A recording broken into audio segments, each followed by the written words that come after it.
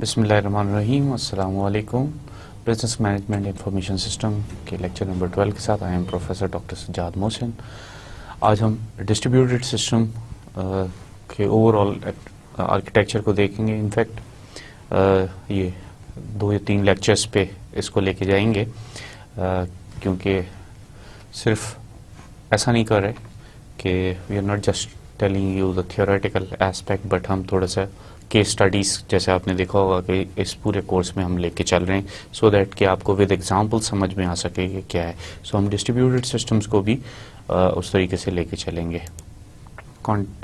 So describe 7 types of distributed system हम इसमें करेंगे। Defines the overall IT architecture करेंगे and also discuss the importance of IT infrastructure as well as case examples लेके चलेंगे, including north west airlines, जिसको हम इस lecture में देखेंगे, और रेस्ट जो है Chubb and Sons insurance company, Sabre group, 3i General Motors, FMC corporation, Credit Suisse and the city of Sunnyvale को हम लेटर जो लेक्चर्स होंगे उनमें देखेंगे। सो टुडेज लेक्चर जो है वो है 4 attributes of distributed systems, when to distribute computing responsibilities to guiding frameworks.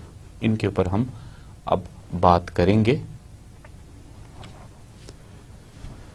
और हम 7 टाइप्स ऑफ डिस्ट्रीब्यूटेड सिस्टम्स को देखेंगे। होस्ट बेस्ड हायरार्की देखेंगे, डिसेंट्रलाइज्ड स्टैंड अलोन सिस्टम्स देखेंगे, peer to peer LAN based system देखेंगे, हाइब्रिड एंटरप्राइज वाइड सिस्टम देखेंगे, client server system देखेंगे, internet based computing को देखेंगे और वेब सर्विसेज पे आज बात करेंगे। So defining the overall IT architecture पे हमारी बात होगी, an enterprise architecture framework, the coming architecture, service oriented architecture जो है उस पर भी बात करेंगे। फिर हम इम्पोर्टेंस ऑफ IT इंफ्रास्ट्रक्चर पे बात करेंगे, the structure of the IT infrastructure होगा, और 3 व्यूज ऑफ इंफ्रास्ट्रक्चर पे देखेंगे। So first of all we start with the definition. IT architecture है क्या चीज़? It's a blueprint that shows how a system, house, vehicle और product will look and how the parts inter relate. So जिस तरह एक blueprint होता है जो जिसमें अगर हम ये देखना चाहते हैं कि किसी सिस्टम का, हाउस का हो या व्हीकल का हो, तो वो ये होता है कि भाई आपको ओवरऑल ये दिखाता है कि पूरा स्ट्रक्चर कैसा नज़र आएगा और उसमें जो पार्ट्स हैं वो आपस में कैसे इंटर रिलेट करेंगे, कैसे मिक्स होंगे। अब जो है ज़्यादातर आर्किटेक्चर पे हार्डवेयर पे बात होती है, तो lately rather than talk about hardware, software, data, communication, etc.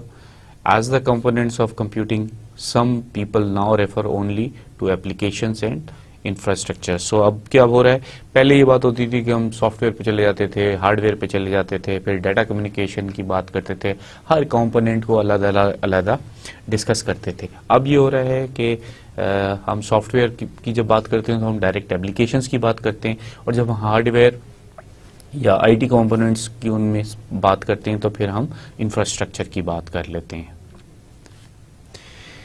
So an IT infrastructure is the implementation of an architecture. The IT infrastructure includes the processors, software, databases, electronic links and data center, as well as the standards that ensure the components work together, the skills for managing the operation, etc.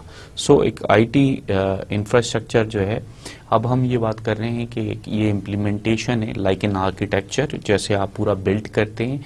Obviously ये जो है वो hardware से start होता है कि hardware लेंगे, उसमें कौन कौन से प्रोसेसर्स लगे हुए हैं, फिर कौन कौन से सॉफ्टवेयर उस IT स्ट्रक्चर में यूज़ हो रहे हैं, उन सॉफ्टवेयर के पीछे, क्योंकि हम बहुत बड़े बड़े स्ट्रक्चर्स की भी बात कर रहे हैं, तो डाटा बेसिस कौन कौन से हैं, इलेक्ट्रॉनिक लिंक्स किस किस तरीके से उनको आपस में हमने कनेक्ट किया हुआ है, और फिर बिजनेस के हवाले से बात हो रही है तो डाटा सेंटर्स वगैरह को कैसे इस्टेब्लिश किया जाता है। डाटा सेंटर इटसेल्फ जो है वो IT का बहुत बड़ा आर्किटेक्चर है और उसके लिए बड़ा इंफ्रास्ट्रक्चर चाहिए है। और सिर्फ यही नहीं, अब अगर हमने चाहे डाटा सेंटर्स बनाने हो, चाहे हमने नॉर्मल भी करने हो, डाटा सेंटर्स बनाने के लिए तो स्पेसिफिकली लेवल्स के स्टैंडर्ड्स डिफाइंड है कि लेवल 1 का बनाना है, लेवल 2 का बनाना है, लेवल 3 का बनाना है, कौन से लेवल का आपने डाटा सेंटर बनाना है। इसी तरह जब हम सॉफ्टवेयर्स वगैरह या हार्डवेयर ले रहे होते हैं तो हम ये देख रहे होते हैं, या हम लिंक कर रहे हैं, कम्युनिकेशन लिंक कर रहे हैं, तो वाईफाई पे जाना है तो कौन से प्रोटोकॉल्स, कौन से स्टैंडर्ड्स को फॉलो करना है। अगर हमने फिजिकल नेटवर्किंग करनी है और केबल्स बिछानी है तो कौन से प्रोटोकॉल्स को, कौन से नेटवर्किंग स्टैंडर्ड्स को हम फॉलो करेंगे। सो स्टैंडर्ड्स को भी इंश्योर करते हैं, और वो इसलिए भी इंश्योर करते हैं कि ताकि जितने भी डिफरेंट कंपोनेंट्स हम इनको मर्ज कर रहे हैं ये आपस में कम्युनिकेट तो कर सकें, एक ही लेवल की बात तो कर सकें। और फिर जब ये सब कुछ सेटअप हो रहा होता है तो कोई ना कोई ऐसा बंदा चाहिए जो जिसमें इतनी स्किल्स हों कि इन सारे जो ऑपरेशंस हैं उनको मैनेज कर सकें। So different sort of managers चाहिए और उनके डिफरेंट जो है स्किल लेवल्स चाहिए। So the evolution of distributed system, जब हम फर्स्ट आईटी आर्किटेक्चर को देखते हैं तो वो मेन फ्रेम्स थे, एक ही जगह पे बहुत बड़ा एक ह्यूज कंप्यूटर सिस्टम आपने ले लिया जहाँ पे आपके पास डाटा प्रोसेसिंग के लिए चीज़ें आई हुई हैं, आपने उसके जो एक जैसी चीज़ें जमा हुई हैं उनके बैचेस बनाए और उनको बैच में प्रोसेस किया।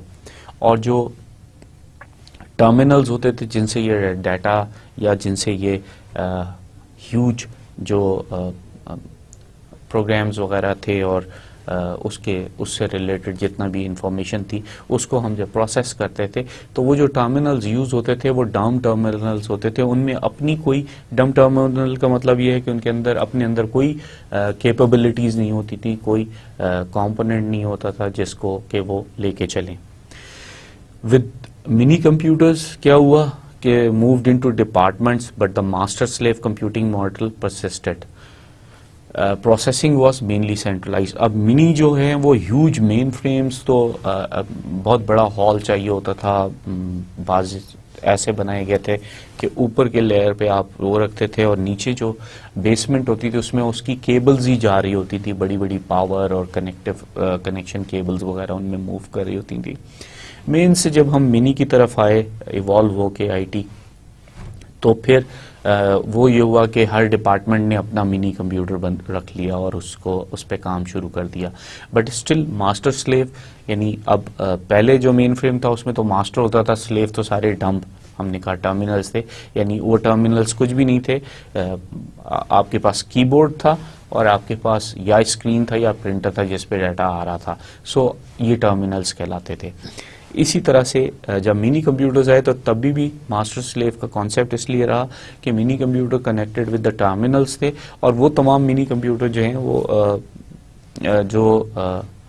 जितनी भी प्रोसेसिंग होती थी वो मेन में जाती थी और मेन पे ही सारा कुछ प्रोसेस होके आता था। यानी एक सेंट्रलाइज्ड यूनिट ज़रूर होता था जिसमें ये सारी चीज़ें होती थी और बाकी जो मिनी फ्रेम थे वो उसके साथ अटैच्ड होते थे।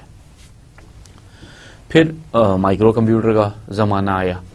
Model change significantly because processing power move first on to desktop, then into briefcases and now into pockets.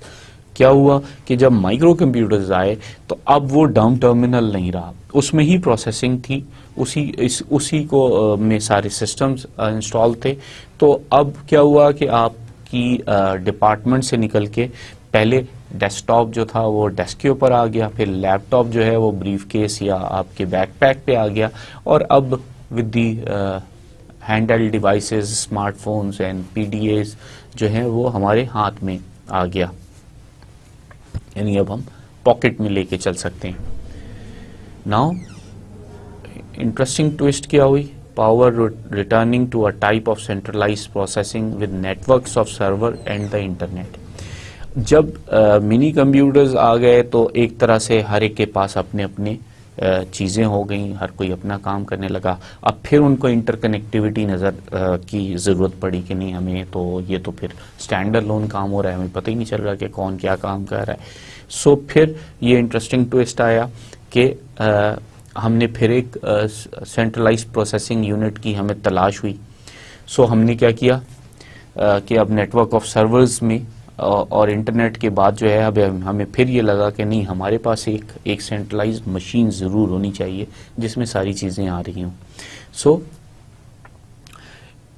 उसमें ये हुआ कि एक कॉन्सेप्ट आया थिन क्लाइंट्स का, कि information appliances and diskless computers जो है देना शुरू कर दिए, कि डिस्ट्रीब्यूटिंग कंप्यूटिंग में थिन क्लाइंट एक ऐसा कॉन्सेप्ट आया कि आपके पास हार्ड डिस्क के बगैर एक टर्मिनल आ गया है जिसमें आपने सिर्फ और सिर्फ एक ऑपरेटिंग सिस्टम रखा हुआ है जो लोड हो जाता है और जो कनेक्ट कर देता है आपको अपने मेन प्रोसेसिंग यूनिट के साथ, और आप वहाँ पे काम करना शुरू कर देते हैं। More important in the future as web service continues to develop. अब ये जो कॉन्सेप्ट था ये और भी ज़्यादा इम्पॉर्टेंट इसलिए हो गया कि जब वेब सर्विसेज आपके किसी और मेन सर्वर्स पे मौजूद हैं और वहाँ पे वो आप सर्विसेज प्रोवाइड कर रहे हैं, तो आपको बेसिकली अपने पास बहुत ज़्यादा प्रोसेसिंग यूनिट और पावर की ज़रूरत नहीं थी। सो ये एक कॉन्सेप्ट आया डिस्ट्रीब्यूटेड का कि आपका मेन कहीं और रखा हुआ है, आप उसके साथ कनेक्ट हो रहे हैं और उस कनेक्टिविटी से आप एक्सेस कर रहे हैं तमाम सेंट्रलाइज चीज़ों को। सो जो 4 major attributes of distributed systems हैं, degree to which a system is distributed can be determined by answering 4 questions. Where is the processing done? अब सबसे पहला क्वेश्चन है कि प्रोसेसिंग कहाँ हो रही है, क्या आप कर रहे हैं या कहीं और दुनिया के किसी और हिस्से में हो रही है। How are the processor and other devices interconnected? अब अगर प्रोसेसिंग कहीं और हो रही है तो वो प्रोसेसर और आप जहाँ से इंफॉर्मेशन भेज रहे हैं और रिट्रीव कर रहे हैं जिस डिवाइस से, वो आपस में कैसे कनेक्टेड हैं। फिर where is the information stored, हम गूगल की बात करते चले आ रहे हैं। अब गूगल में आपने भेज दिया तो क्या गूगल के सर्वर्स में ही सारी वेबसाइट्स की इंफॉर्मेशन है या वेबसाइट की इंफॉर्मेशन उनके रेलिवेंट सर्वर्स में कहीं मौजूद है। सो हमारे लिए फिर ये क्वेश्चन है, where is the information stored. फिर अब सिस्टम कहीं और पड़ा हुआ है, प्रोसेसिंग यूनिट कहीं और है, इंफॉर्मेशन किसी और जगह है, आप कहीं और से यूज़ कर रहे हैं, तो फिर आपस में बात कैसे करें। एक चीज़ जापान में पड़ी हुई है, एक सऊदी अरब में पड़ी हुई है, एक अमेरिका में पड़ी हुई है, आप पाकिस्तान से बात कर रहे हैं, आप उर्दू में टाइप कर रहे हैं, जापान से चीज़ रिलीव हो रही है, अमेरिका उसको जो है कनेक्ट कर रहा है। सो कहीं ना कहीं तो रूल्स और रेगुलेशन और स्टैंडर्ड्स होने चाहिए जिनके ज़रिए हमारी कम्युनिकेशन हो सके। सो वो स्टैंडर्ड्स और रूल्स क्या हैं जिनके ज़रिए हम एक्सेस कर रहे हैं। So where is the processing done, पहले क्वेश्चन का जवाब क्या है। Distributed processing is the ability of for more than one interconnected processor to be operating at the same time, typically for processing an application on more than one computer at a time.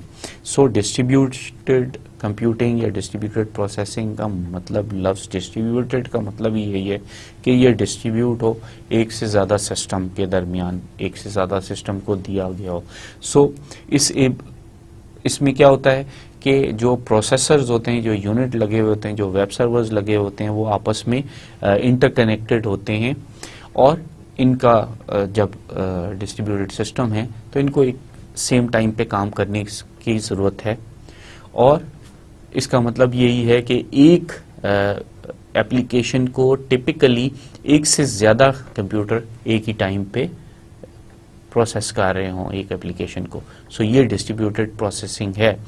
गोल क्या है, move the appropriate processing as close to the user as possible and let other machines handle the work they do best. So मकसद क्या है distribute करने का, कि हम processing जो है वो यूजर के उस करीब कर सके, जो यूज़र अपने तौर पर प्रोसेसिंग कर सकता है वो अपनी लेवल की प्रोसेसिंग करे, और जो दूसरी मशीन्स जो जिसके अंदर कैपेबिलिटीज़ हैं, जो नेटवर्किंग कर सकती है वो नेटवर्किंग करे, जो राउट कर सकती है इंफॉर्मेशन को वो राउट करे, और सो ऑन सो फोर्थ। जो जिसका काम है, जिसका काम सिक्योरिटी प्रोवाइड करना है वो सिक्योरिटी प्रोवाइड करे, तो हर मशीन अपना अपना काम करते रहे। Permits interoperability capabilities of different computer using different operating system on different networks to work together on task. अब distributed processing जो है ये भी परमिट करे कि एक से ज़्यादा कंप्यूटर डिफरेंट किस्म के वो बेशक ऑपरेटिंग सिस्टम उनमें लोड हो, किसी पे विंडोज़ हो, किसी पे लिनक्स हो, किसी पे यूनिक्स हो एंड किसी पे एप्पल का हो, iOS हो, सो वो सब आपस में काम कर सकें. उनकी नेटवर्क्स भी डिफरेंट होंगे लेकिन वो एक टास्क को परफॉर्म कर सकें. Two forms of interoperability है. Capability for different machines to work together on task, यानी जब हम इंटर ऑपरेबिलिटी की बात करते हैं तो ये क्या है, ये कैपेबिलिटी है कि डिफरेंट मशीन्स किस तरीके से टास्क कर सकती हैं. तो एक तरीका ये है कि कम्युनिकेशन बिटवीन सिस्टम्स होना चाहिए, दूसरा है two way flow between users and application होना चाहिए. यानी जो सिस्टम आपस में कनेक्टेड हैं उनकी आपस में कम्युनिकेशन होनी चाहिए और जो फ्लो बिटवीन यूज़र एप्लीकेशंस जो हैं वो सिस्टम और यूज़र के दरमियान टू वे होना चाहिए. ये वन वे चैनल नहीं होना चाहिए कि एक पहले इंफॉर्मेशन जाएगी फिर वेट करेंगे फिर वापस आएगी, नहीं, टू वे फ्लो होगा तो आना जाना साथ साथ होता चला जाएगा. So how are the processor and other devices interconnected, कैसे वो आपस में इंटरकनेक्टेड हैं. Connectivity among processor means that each processor in a distributed system can send data and messages to any other processor through electronic communication link. जब हम connectivity की बात कर रहे हैं तो हम ये कह रहे हैं कि किसी भी प्रोसेसर में से किसी भी प्रोसेसर को जो है डाटा या मैसेज जो है वो इलेक्ट्रॉनिक कम्युनिकेशन के ज़रिए दिया जा सकता है. Desirable to have at least two independent paths between two nodes to provide automatic alternate routing. ये होती है planned redundancy. अब communication link भी जो है वो single link नहीं बनेगा, एक redundant link ज़रूर साथ भेजा जाएगा. इसलिए भेजा जाएगा ताकि जब भी एक राउट पे रश हो जाए या उस राउट किसी वजह से जो है लिंक टूट जाए या जैम हो जाए तो ऑल्टरनेट राउट आपके पास होना चाहिए सो दैट कि आपकी कम्युनिकेशन ना रुके, कम्युनिकेशन चलती रहे. इसलिए रिडंडेंसी इसका मस्ट पार्ट होता है कनेक्टिविटी का. अब where is the information stored. Distributed database either divide a database and distributes its portion throughout a system without duplicating the data. एक तरीका तो ये होता है कि वो डेटाबेस के पोर्शंस को डिवाइड कर देते हैं और वो अपने मुख्तलिफ सिस्टम्स में डिस्ट्रीब्यूट कर देते हैं ताकि डाटा डुप्लीकेशन ना हो. प्रोसेस तो मौजूद हैं लेकिन डाटा डुप्लीकेशन ना हो.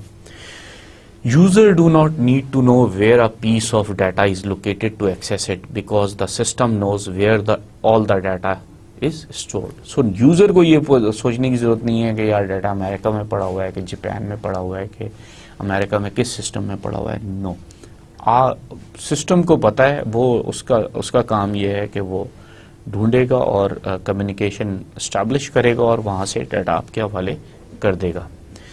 Store the same data at several different locations with one site containing the master file. अब दूसरा तरीका ये होता है, एक में ये है कि हम डाटा को डुप्लीकेट नहीं कर रहे. दूसरा जो तरीका है वो ये है कि हम स्टोर कर रहे हैं same data at different location, उसको दूसरी जगहों पर डाल देते हैं.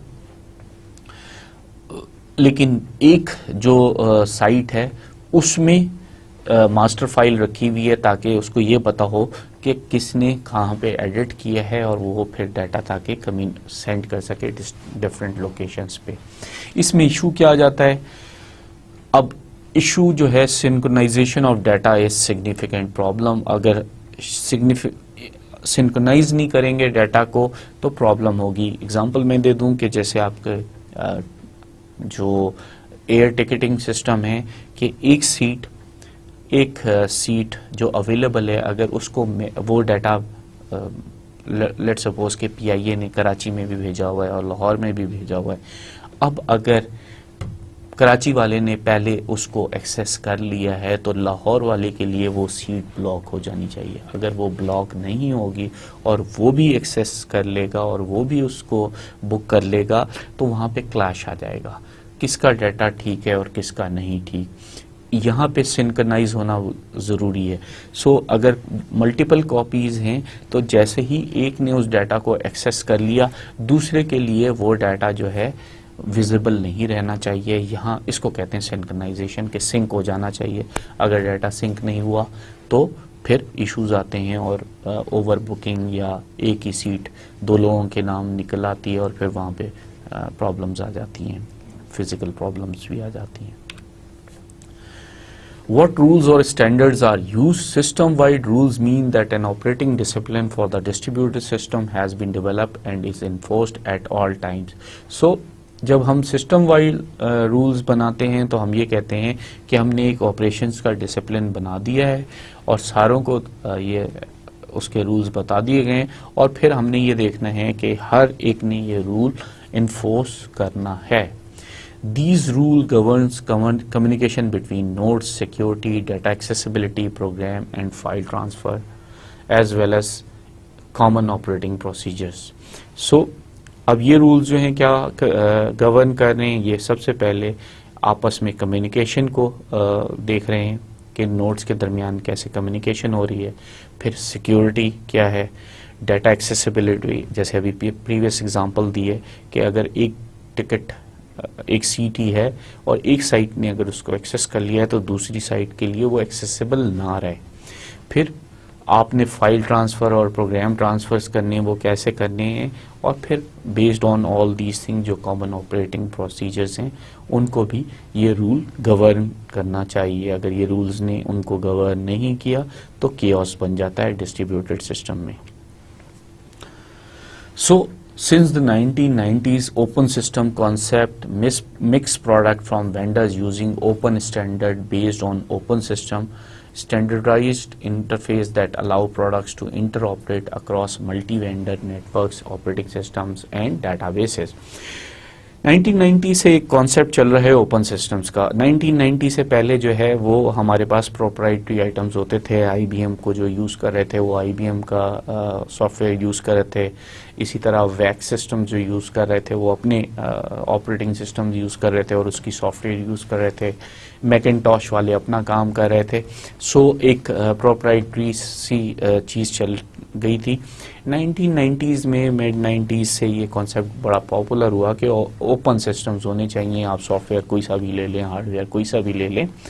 अब इन ओपन सिस्टम्स के ऊपर जो है एक स्टैंडर्ड का इंटरफेस होना चाहिए, एक स्टैंडर्डाइज्ड इंटरफेस होना चाहिए जो कि इन डिफरेंट कमोडिटीज़ को आपस में इंटर ऑपरेट कर सकें।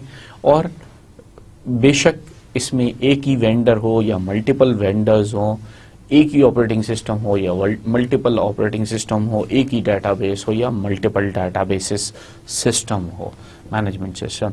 सो इन सारी चीज़ों में ओपन सिस्टम ने एक चीज़ कर दी थी। तो जो बॉटम लाइन थी वो ये थी कि स्टैंडर्डाइज्ड इंटरफेसेस होने चाहिए। अगर स्टैंडर्डाइज्ड इंटरफेसेस ना हुए तो प्रॉब्लम होगी।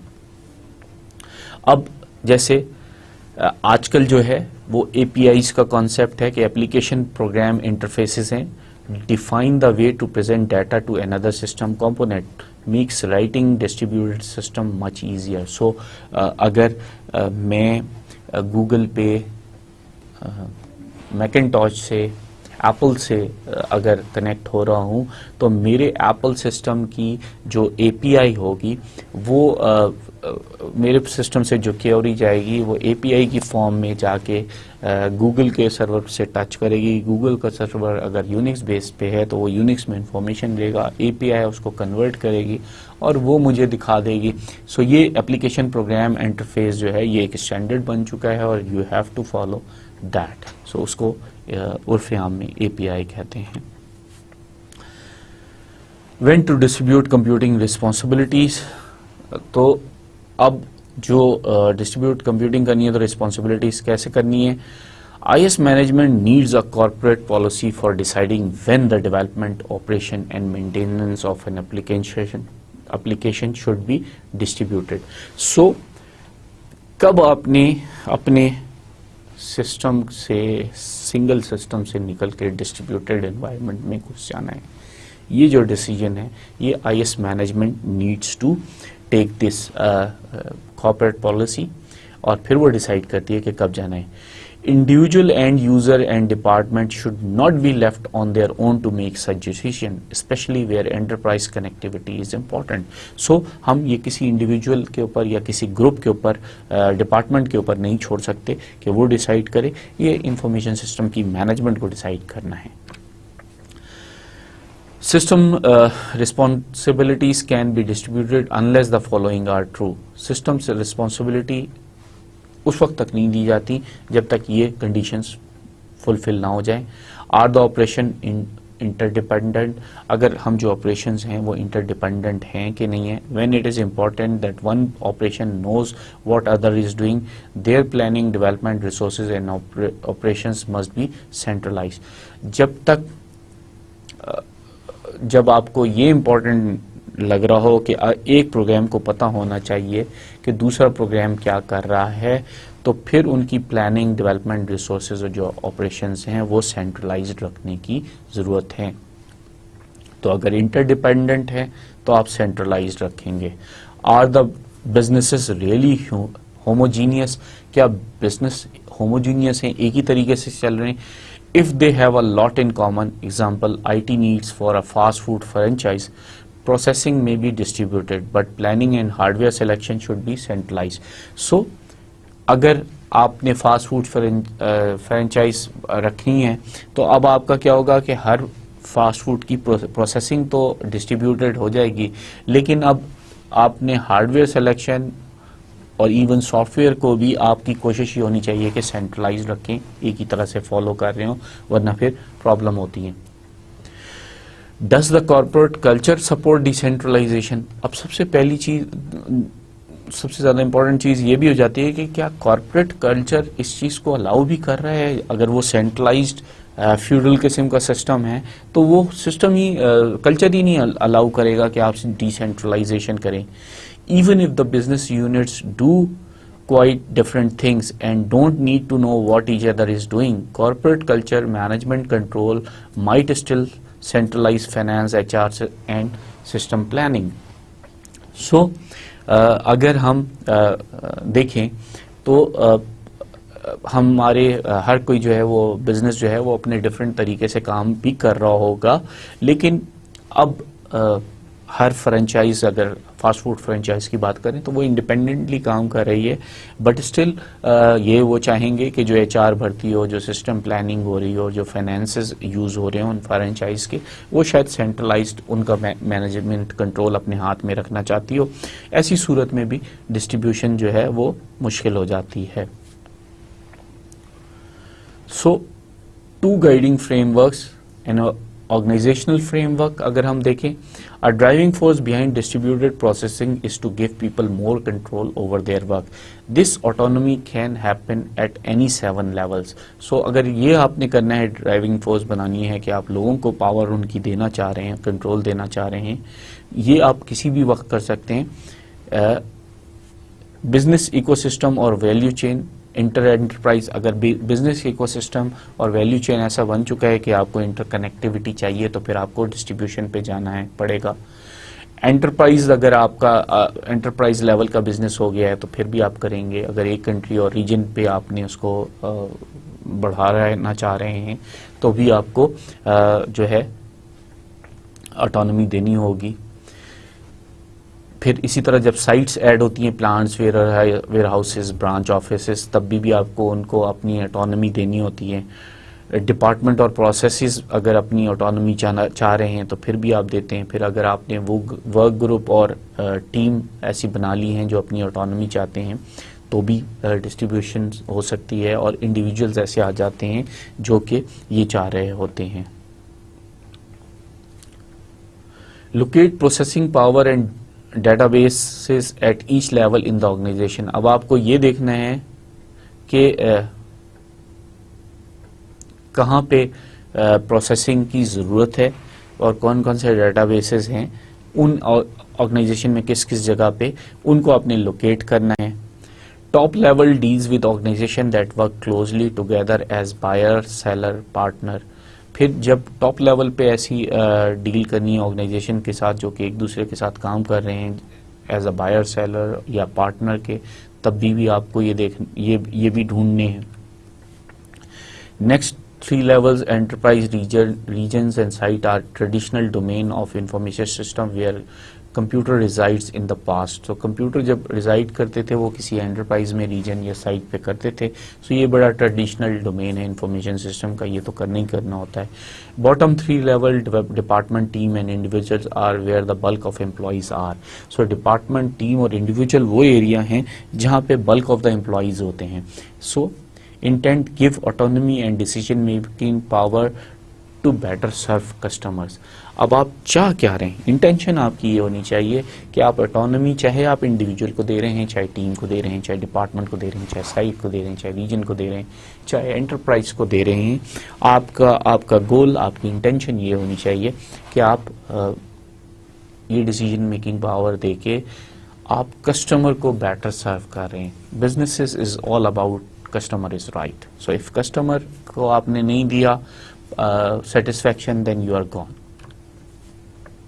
सो अगर हम 7 लेवल को देखें तो कुछ इस तरीके से चल रहा है कि बिजनेस इकोसिस्टम बनना चाहिए, एंटरप्राइज, कंट्री और रीजन, प्लांट और साइट, डिपार्टमेंट और प्रोसेस, वर्क ग्रुप और टीम और इंडिविजुअल। सो ये सारे जो हैं 7 लेवल ऑफ ऑर्गेनाइजेशनल फ्रेमवर्क हैं जहाँ पे हमें ये देखना है कि कहाँ कहाँ तक आप ऑटोनॉमी देना चाहते हैं और फिर उसकी इंटेंशंस को बड़े क्लियर रखना है। अगर आप इंडिविजुअल लेवल तक भी दे रहे हैं तो आपकी इंटेंशन क्लियर होनी चाहिए। दूसरा ये है माइग्रेशन, यानी कि टेक्निकल फ्रेमवर्क।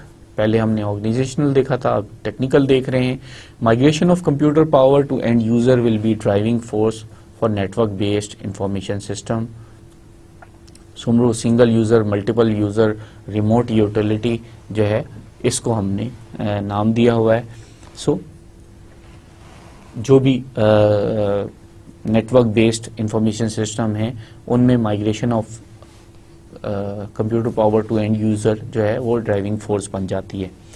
प्रोसेसर जो है वो सिंगल यूजर होते हैं, stand alone and connected to local area networks जो हैं या क्लाइंट्स के साथ वो कनेक्टेड होते हैं। आरयू जो है remote utility, heavy duty computing, corporate database management, corporation mainframes and value added network services. So जो रिमोट यूनिट्स होते हैं वो बहुत हैवी ड्यूटी कंप्यूटिंग होते हैं, बास के पीछे पूरा डाटा सेंटर्स होते हैं, लेकिन वहाँ पे कॉर्पोरेट का डेटाबेस मैनेजमेंट हो रही होती है और बहुत सारे या एक और एक से ज़्यादा सर्वर्स और मेन फ्रेम्स वहाँ पे लगे होते हैं। वो सारे कनेक्टेड होते हैं नेटवर्क सर्विसेज से जो उनमें वैल्यू एडिशंस दे रहे होते हैं। MU multi user serve local groups of user, ये लोकल ग्रुप ऑफ यूज़र्स को कर रहा होता है servers. Also heavy duty computation for SUs, backups for MUs, program libraries for SUs and database management. So multiple user में जो है वो भी बाज़ दफ़ा सिंगल यूज़र्स के लिए जो है हैवी ड्यूटी कंप्यूटेशन रख रहे होते हैं और जितने भी मल्टीपल यूज़र्स होते हैं उनके बैकअप्स बनाने की ज़रूरत होती है, यूनिट जो होते हैं, और उसमें जो है सिंगल यूज़र्स के लिए कुछ प्रोग्राम लाइब्रेरीज भी रखी हुई होती हैं ताकि वो जो सिंगल यूज़र है उसको जो प्रोग्राम चाहिए है वो वहाँ से ले ले, और छोटी मोटी उसमें डेटाबेस मैनेजमेंट भी होती है। सो नेटवर्क्स हैं, लोकल नेटवर्क्स हैं, हाई स्पीड इंफॉर्मेशन ट्रांसफ़र हैं और लोकल एरिया नेटवर्क्स हैं। इसी तरह रिमोट नेटवर्क्स हैं, लोअर ट्रांसफ़र स्पीड होती है, वाइड एरिया नेटवर्क होते हैं, मेट्रोपॉलिटन एरिया नेटवर्क होते हैं और इंटरनेट होते हैं।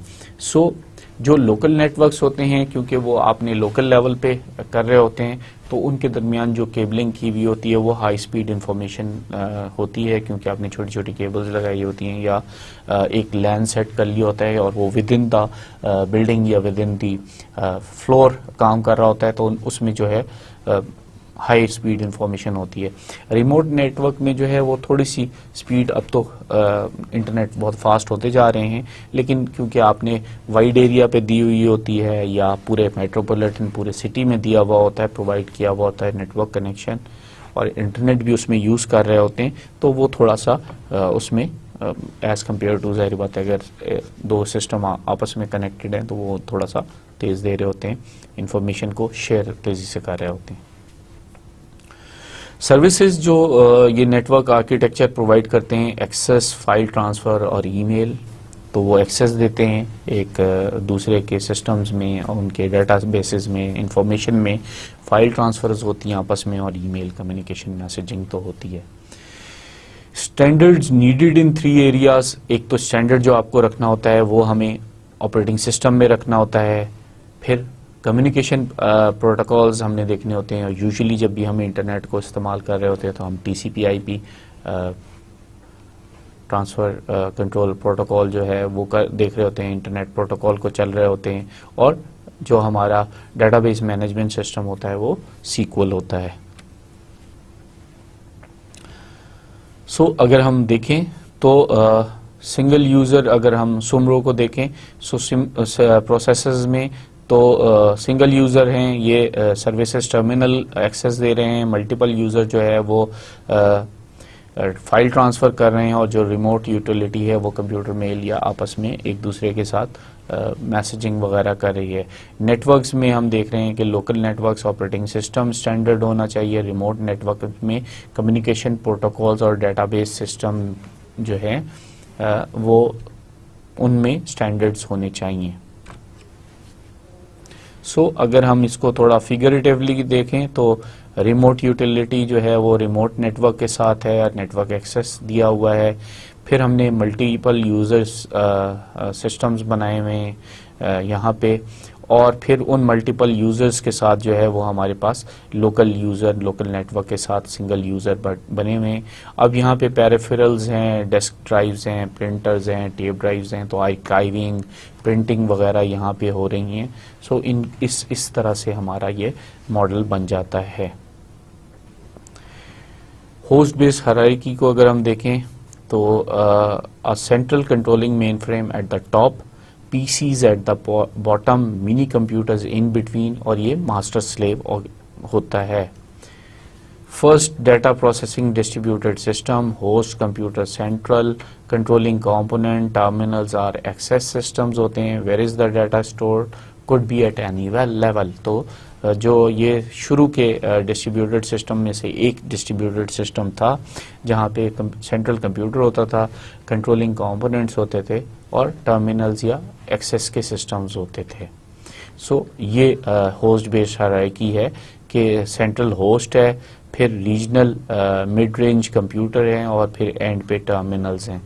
ये मास्टर स्लेव है कि ये मास्टर है और ये उसके स्लेव्स, और ये इवेंचुअली बॉटम पे सबसे बड़ा स्लेव है। डिसेंट्रलाइज स्टैंड अलोन सिस्टम क्या थे? Decentralise but does not really form a distributed system. कुछ ऐसे भी डिसेंट्रलाइजेशन थे जो डिसेंट्रलाइजेशन तो थी बट वो डिस्ट्रीब्यूटेड सिस्टम नहीं कर रहे थे। Hold over from the past where departments put in their own mini computers with no intention of connecting them to the corporate host और टू अदर डिपार्टमेंटल सिस्टम। ये हमारे पास प्रीवियस उससे जो है ना हिस्ट्री में, जैसे हम अक्सर अपनी हुकूमतों को कहते हैं कि ये जो प्रॉब्लम है ये हमारे पास इनहेरिटेंस में आई है, पिछली गवर्नमेंट की किया जा रहा है, IMF से उन्होंने वादे किए हुए थे, हम तो पूरे कर रहे हैं। ये भी जो सिस्टम था डिसेंट्रलाइजेशन स्टैंड अलोन सिस्टम, ये भी इसी तरह से IT या इंफॉर्मेशन सिस्टम्स में प्रीवियस से आया हुआ था। इसमें क्या था कि हर डिपार्टमेंट ने अपने मिनी कंप्यूटर ले लिए थे विदाउट, बहुत सारे ऐसे थे जिनकी कोई इंटेंशन भी नहीं थी कि वो कभी कॉरपोरेट के साथ इसको कनेक्ट करेंगे या किसी अदर अपने दूसरे साथी डिपार्टमेंट के साथ इसको शेयर करेंगे। और ये जहाँ पे लगे हुए हैं वहाँ अभी भी वैलिड मेथड है और कुछ कंपनीज इस पे काम कर रही हैं। ये many such islands of computing, अब ये क्या है, ये अपने अपने अंदर एक जजीरा हैं, अपने अपने अंदर कंप्यूटिंग के जजीरे हैं, आइलैंड्स हैं जिन पे काम हो रहा है। Little data flow amongst except upward to corporate system. कोई डाटा फ्लो आपस में तो दिया नहीं जाता, ज़ाहिर बात है रिपोर्टें जो हैं वो कॉर्पोरेट को जा रही होती हैं, उसके पास वो एक तरह से हर सिस्टम से अलग अलग रिपोर्ट तो आ रही होती है। Major goal in introducing ERP system, enterprise resource processing, was to replace such disparate system in finance, manufacturing, administration with a single platform of interconnectable modules to serve these various functions। तो पहले जो computing थी, islands of computing, उसमें finance वाले अपने बना लेते थे, मैन्युफैक्चरिंग वाले अपना कर लेते थे, एडमिनिस्ट्रेशन अपना कर लेती थी।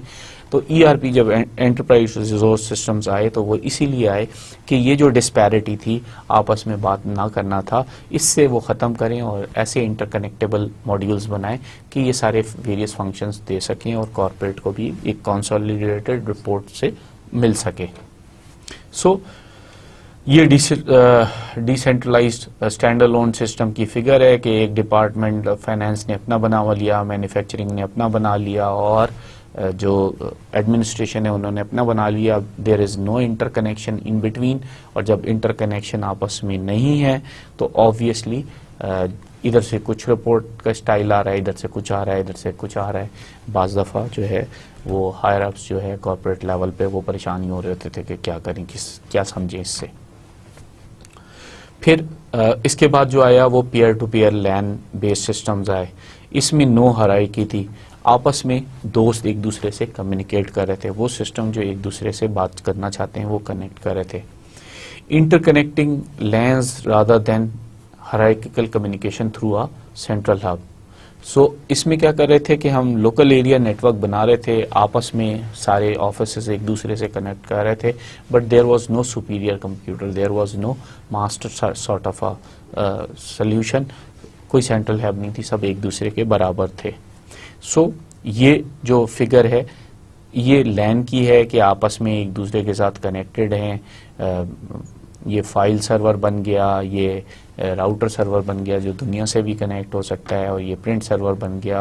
अब इसको प्रिंट करना है तो इसने प्रिंट सर्वर को एक्सेस किया और प्रिंट पे भेज दिया। कोई फाइल चाहिए इसको तो ये इसके ज़रिए गया, and so on so fourth. तो ये पूरा पाथ लेके इस तरीके से हम अपना लोकल एरिया नेटवर्क बना लेते थे।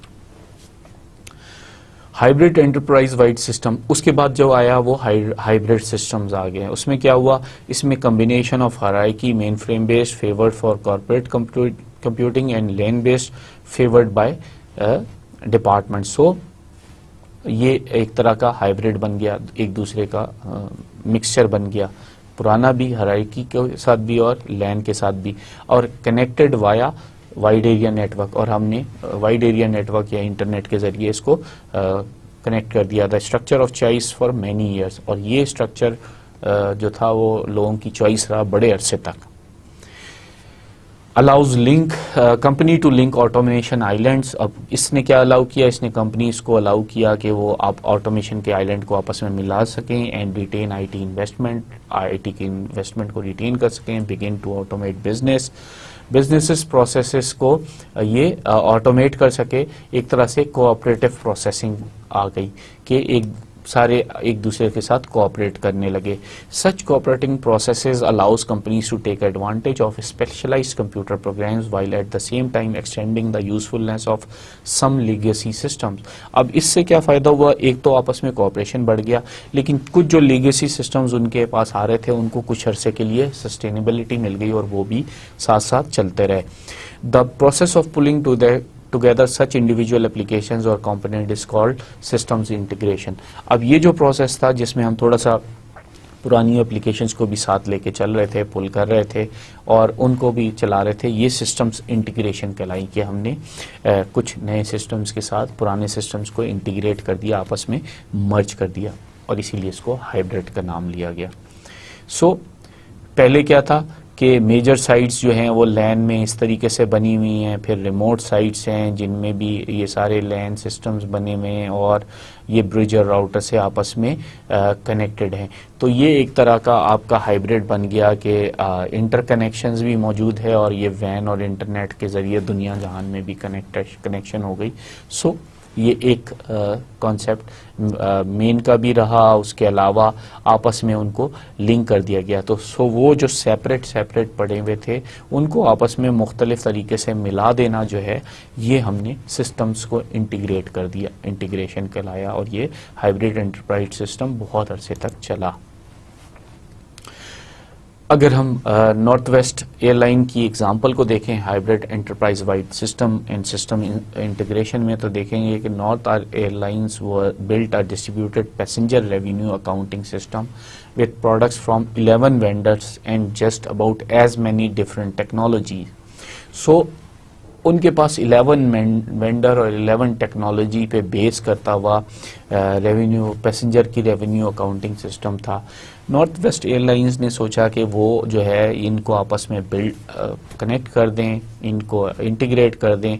सो उन्होंने इसके लिए जब ये सारी कुछ हुआ तो उनको ज़ाहिर बात है कि आर्टिफिशियल इंटेलिजेंस भी लगानी पड़ी, क्योंकि एक तरह की रिपोर्ट्स नहीं आ रही थी, एक तरह के मैसेजेस नहीं आ रहे थे। ऐसे ये जब सारी रिपोर्ट्स किसी एक्सपर्ट्स के पास आती थी तो वो एक्सपर्ट उसमें से इंफॉर्मेशन निकाल के एक फाइनल रिपोर्ट बनाता था।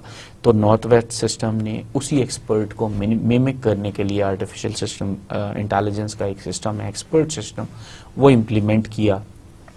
और उसमें उसने ज़ाहिर बात है कि इमेजिंग भी की कि जो भी इंफॉर्मेशंस आ रही है उनको इमेजिन किया और उस इमेजिनेशन पे उसकी इमेज बना के उसको आपस में कंबाइन किया, और फिर उनको कंबाइन करने के लिए कुछ रिलेशनल डाटाबेसेस वगैरह भी यूज़ किए। और फिर जब ये सब कुछ करना था तो उनको जब इमेजिंग भी करनी थी और उनको फिगरेटिव भी उसको दिखाना था, फिगर्स में भी दिखाना था, तो उनको हाई रेजोल्यूशंस के वर्क स्टेशन चाहिए थे ताकि वो इंफॉर्मेशन को सही तरह से विजुअलाइज करा सकें।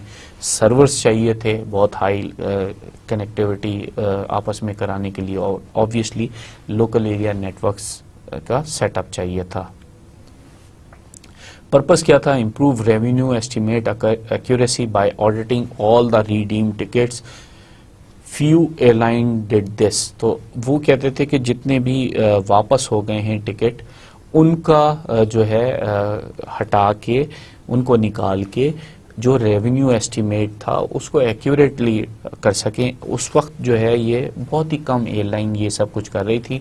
वो जो बिक जाते थे वो टिकट उनका कैलकुलेट कर लेती थी, उनमें से जो वापस हो जाते थे उनका कहीं रिकॉर्ड नहीं होता था।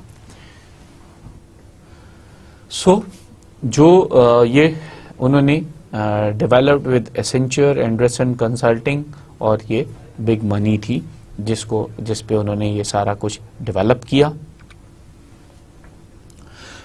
अब वो क्या करता था कि system integrates products from 11 vendors. ये सारे प्रोडक्ट्स 11 वेंडर की लेके उसको इंटीग्रेट करता था। Uses a cooperative processing architecture. और उसने कोऑपरेटिव प्रोसेसिंग आर्किटेक्चर इसके ऊपर बिल्ड किया 11 वेंडर्स के ऊपर, क्योंकि अगर वो कोऑपरेशन ना करे तो ऑब्वियसली ये एक दूसरे से तो बात ही नहीं करेंगे। Integrate expert system, image processing, relation database, high resolution Unix workstation, servers and LAN. अब उसने इंटीग्रेट किया एक्सपर्ट सिस्टम को, इमेज प्रोसेसिंग को, रिलेशनल डाटाबेसेस को, और ये हाई रेजोल्यूशन जो यूनिक्स वर्कस्टेशंस लिए थे और सर्वर्स और लैन्स लिए थे, इन सब को आपस में कनेक्ट किया, इनको इंटीग्रेट किया एक दूसरे के साथ। फिर उन्होंने डिस्ट्रीब्यूटेड आर्किटेक्चर क्या बनाया? मेन फ्रेम, वैन्स, लैन्स बनाए। डेटा कम्युनिकेशन एक दूसरे के लिए इंटीग्रल पार्ट बना दिया। डेटा कम्युनिकेशन होती थी, इमेज प्रोसेसिंग करते थे, और उस इमेज प्रोसेसिंग की बेस पे रेवेन्यू अकाउंटिंग प्रोसेस उन्होंने बिल्ड किया। लेसन लर्न जो उन्होंने किए इस सारे प्रोसेस को करने में, benchmark and prototype new technologies to verify vendor claims. अब उनको ये समझ में आया कि वेंडर के क्लेम को, वेंडर्स तो बड़ी बड़ी कहानियाँ छोड़ते हैं, उनके क्लेम को वेरीफाई करने के लिए आपके पास कोई ना कोई बेंचमार्क्स होने चाहिए।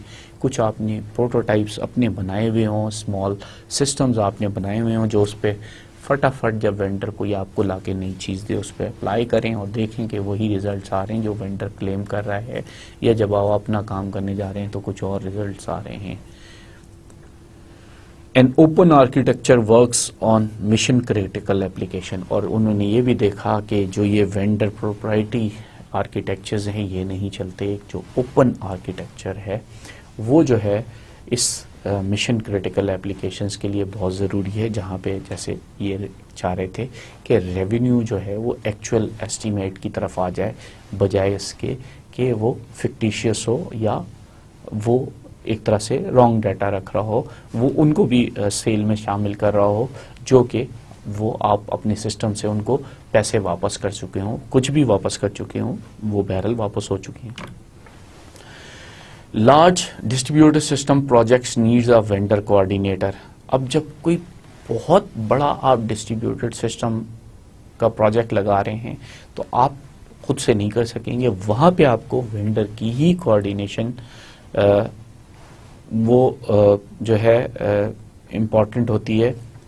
Use of a case was mandatory. अब आप जब भी कभी लार्ज डिस्ट्रीब्यूटेड सिस्टम लगा रहे हो और जो भी वेंडर ले रहे हो उसने कहीं ना कहीं उस तरह का काम किया हुआ हो, उसने कोई ना कुछ इम्प्लीमेंट किया हो, ताकि आपके पास एक केस आ जाए कि हाँ जी ये जो है इसने काम किया हुआ है, ये चला सकता है, इसने बनाया हुआ है, फिर आपको देना उसको काम, उससे काम करवाना आसान हो जाता है। Huge system 65,000 workdays which become a model for airline. अब ये एक ह्यूज सिस्टम था, इसमें जो 365 वर्क डेज के बजाय 65,000 वर्क डेज बन रहे थे, और फिर ये जो है एक बेंचमार्क बन गया एयरलाइंस के लिए, एक मॉडल बन गया एयरलाइंस के लिए। अगर हम क्लाइंट सर्वर सिस्टम्स की तरफ चले जाएं, the 90s version of distributed system था ये क्लाइंट सर्वर जो सिस्टम था, arose to take advantage of processing capabilities of both host machine and PCs in the same system. अब ये क्यों आया था कि ये इसलिए आया था कि होस्ट मशीन्स जो लगी हुई थी उनमें भी कैपेबिलिटीज़ थी, और जो पीसीज कनेक्ट हो रहे थे थ्रू इंटरनेट उनमें भी जो है वो प्रोसेसिंग कैपेबिलिटीज़ थी। सो ये क्लाइंट सर्वर जो मैकेनिज्म आया डिस्ट्रीब्यूटेड सिस्टम का, ये इसीलिए आया कि ये इनको लेके चले। splits the computing workload between the client, which is computer used by the user and can sit on the desktop or be carried around mobile phones, and the server which answers the request. So एक user, एक client जो computer के जरिए या अपने mobile के जरिए connect हो रहा है, और सर्वर जो उसकी जवाब दे रहा है, उनके दरमियान जो प्रोसेसिंग कंप्यूटिंग का वर्कलोड है वो आपस में शेयर कर लें। Figure 5 it shows the possibilities for splitting work between clients and servers. 3 components being split are presentation software, what user sees, application software A and data D. So इसको PAD नाम दिया गया। इसमें क्या किया गया, distributed presentation, remote presentation, distributed application function, remote data management and distributed databases. So हमने presentation को डिस्ट्रीब्यूट कर दिया रिमोट पे भी, और एप्लीकेशन फंक्शंस को भी डिस्ट्रीब्यूट कर दिया, लेकिन डाटा मैनेजमेंट जो है वो रिमोट रखा, बट डाटाबेस बेसिस जो थे वो रिमोट पे भी थे और डिस्ट्रीब्यूटेड भी थे। सो अगर हम इसको फिगरेटिवली देखें तो डिस्ट्रीब्यूटेड प्रेजेंटेशन में क्या था, data management, application function, presentation जो है वो सर्वर एंड पे थी, क्लाइंट सिर्फ प्रेजेंटेशन देख रहा था। लेकिन हमने रिमोट प्रेजेंटेशन जब बात की तो डाटा मैनेजमेंट और एप्लीकेशन फंक्शन जो था वो नेटवर्क पे रह गया, प्रेजेंटेशन जो है वो क्लाइंट के पास आ गई। और डिस्ट्रीब्यूटेड फंक्शन में जब हमने देखा तो डाटा मैनेजमेंट और एप्लीकेशन फंक्शन जो है वो एक तरह से सर्वर पे रहा, यानी डाटा मैनेजमेंट जो है वो सर्वर पे रही, एप्लीकेशन फंक्शन जो है वो दोनों में डिस्ट्रीब्यूट हो गया, प्रेजेंटेशन जो है वो सिर्फ क्लाइंट में रही। फिर रिमोट डाटा मैनेजमेंट में हमने सिर्फ डाटा मैनेजमेंट वहाँ रहने दी, रिमोट में एप्लीकेशन फंक्शन और प्रेजेंटेशन पूरा के पूरा जो है वो हमने क्लाइंट पे भेज दिया। डिस्ट्रीब्यूटेड डाटाबेसेस का मतलब ये है कि डाटा मैनेजमेंट भी अब डिस्ट्रीब्यूट हो गई है, कुछ डाटा सर्वर पे पड़ा हुआ है, कुछ जो है क्लाइंट के पास पड़ा हुआ है, और एप्लीकेशन फंक्शन और प्रेजेंटेशन तो हमारा सीधा सीधा क्लाइंट के लेवल पे आ गया। ये जैसे जैसे क्लाइंट की जो प्रोसेसिंग पावर है वो बढ़ती चली गई. Another way to look at it to view their architecture, preferred three-tier architecture. Tier 3, the super server mainframe allows inclusion of legacy applications, short-lived and fast-changing data and integrity rules. So हमने super server main frame में क्या किया कि जो legacy की applications हैं वो रहीं, जो शॉर्ट लिव्ड और फास्ट चेंजिंग डाटा था वो उसके अंदर रहा, और जो इंटीग्रेशन के लिए रूल्स हमने लगाए हुए थे उनको इंटीग्रेट करने के, वो रूल्स उसमें रहे. टीयर 2 पे जो था वो स्पेशलाइज सर्वर्स आ गए, डेडिकेटेड टू हाउसिंग डेटाबेसेस और middleware software to ease connection between client and server, also department specific data that does not change often. So इसमें हमने जो है वो डेडिकेटेड हाउसिंग डेटाबेसेस रखे, मिडलवेयर या सॉफ्टवेयर रखे जो आपस में कनेक्शन करवा सकते थे क्लाइंट और सर्वर के दरमियान, और जो डिपार्टमेंट स्पेसिफिक डाटा था जो कि ज़्यादा तेज़ी से चेंज नहीं होता था उसको रखा यहाँ पे. और टीयर 1 पे यहाँ पे क्लाइंट्स आ गए, some of which could be portable connected through network. और क्लाइंट ज़रूरी नहीं है कि एक ही जगह हो, नेटवर्क से कनेक्टेड भी हो सकते हैं. सो ये है, ये सुपर सर्वर दिखा रहा है मेन फ्रेम. ये जो है टीयर 2 पे दूसरे सर्वर्स दिखा रहा है जहाँ पे हमारे पास कुछ डाटा भी मौजूद है, कुछ जो है क्या कहते हैं जो ना चेंज होने वाला डाटा है वो भी मौजूद है. और फिर लैन और वैन के ज़रिए जो है ये हमारे पास यहाँ पे क्लाइंट्स मौजूद हैं जो कि मूव भी कर सकते हैं, इधर से उधर भी जा सकते हैं, कहीं फिक्स भी हो सकते हैं. At the end 4 attributes of distributed system हमने बताए कि होस्ट बेस्ड था, स्टैंड अलोन था, डिसेंट्रलाइज था, और फिर हमने हाइब्रिड बताए. When to distribute computing responsibilities हैं कि हमने कब कंप्यूटिंग रिस्पॉन्सिबिलिटीज को डिस्ट्रीब्यूट करना है, कब नहीं करना. अगर कॉर्पोरेट कल्चर नहीं है तो हमने उसको डिस्ट्रीब्यूट नहीं करना, अगर कॉर्पोरेट कल्चर है तो हम डिस्ट्रीब्यूशन कर सकते हैं. अगर सिस्टम ऐसे हैं जो एक दूसरे के साथ इंटीग्रेट नहीं करना चाहते तो आपने नहीं करना वहाँ पे. अगर आपको कहीं पे अपनी सेंट्रलाइज पॉलिसीज़ को मेंटेन रखना है, सेंट्रलाइज सिस्टम को मेंटेन रखना है, तो आपने डिस्ट्रीब्यूशन नहीं करनी. फिर हमने 2 गाइडिंग फ्रेमवर्क्स बताए कि किस में किया जा सकता है. 7 टाइप्स ऑफ डिस्ट्रीब्यूटेड सिस्टम बताए, होस्ट बेस्ड हायरार्की बताई कि क्या है, हाइब्रिड एंटरप्राइज वाइड सिस्टम बताया, क्लाइंट सर्वर सिस्टम बताया, इंटरनेट बेस्ड कंप्यूटिंग बताई, और वेब सर्विसेज बताई. फिर हमने एक एंटरप्राइज का आर्किटेक्चर फ्रेमवर्क भी बात की. द कमिंग आर्किटेक्चर या सर्विस ओरिएंटेड आर्किटेक्चर पे अब हम बात करेंगे. With this we come to an end of today's lecture. अपना बहुत ख्याल रखिएगा. अल्लाह हाफिज़.